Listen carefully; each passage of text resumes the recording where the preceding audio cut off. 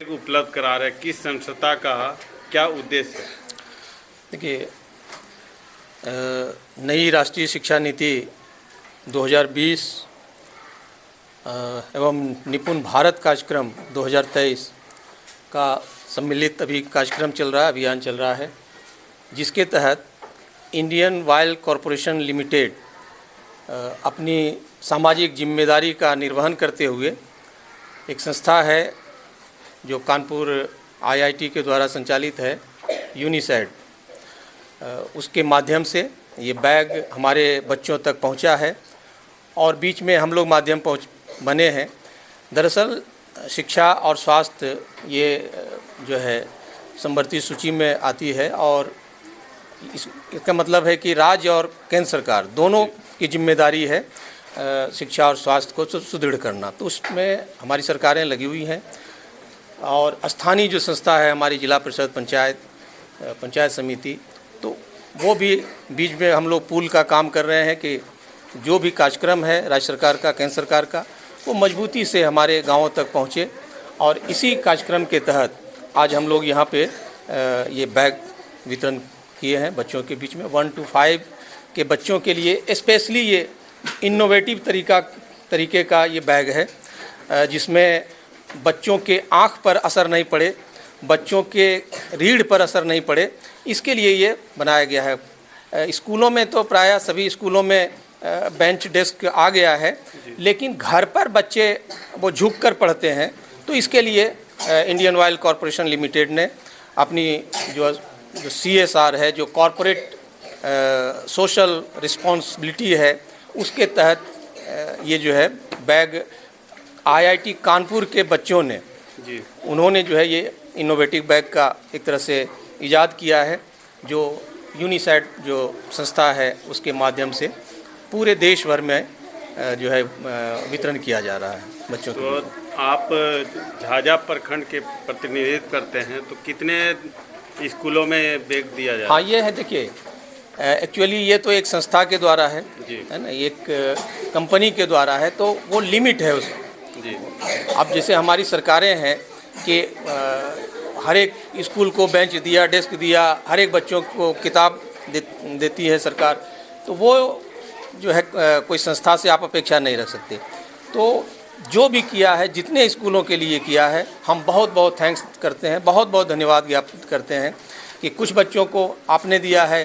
कई कंपनियां हैं, आप जानिए कि देश भर में जितनी कॉरपोरेट कंपनियां हैं वो तमाम कंपनियां अपनी जिम्मेदारी इसी तरह CSR, वो कॉरपोरेट सोशल रिस्पॉन्सिबिलिटी यानी सामाजिक जिम्मेदारी का निर्वहन करती है। जैसे रेल है, तो वहाँ आप देखते हैं कि वो सेंट्रल स्कूल चलाती है रेल, उसका हॉस्पिटल चलता है और कई तरह की जो है तरह के वेलफेयर का काम करती है।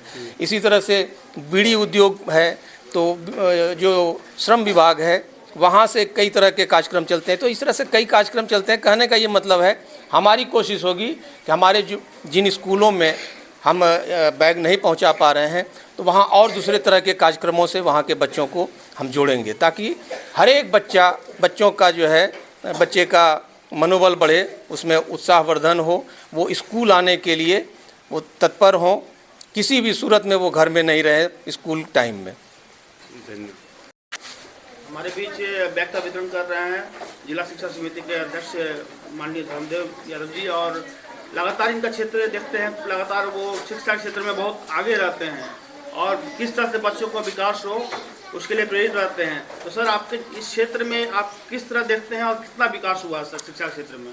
देखिए, शिक्षा के क्षेत्र में जो विकास हुआ है, आप इस क्लासरूम में घुमाइए एक बार कैमरा, आप देख सकते हैं। जो मेरी सर्वोच्च प्राथमिकता है कि हर हाल में सभी बच्चे स्कूल पहुँचें और हमारे शिक्षक में वो कैपेसिटी हो कि उसको 3:30 बजे तक उनको जो है बांध के रख सकें। बांधने का मतलब है कि उनको अपने पास रख सकें। तो ये हम प्रेरित करते रहते हैं अपने शिक्षकों को, इसमें हम कामयाब हो रहे हैं, यही हमारी सबसे बड़ी उपलब्धि है। हम हर एक बच्चे से कह रहे हैं कि भैया, अगर योग्य नागरिक बनना है, अगर आपको बिहार को बदलना है, तो सबसे पहले आपको सुधरना होगा।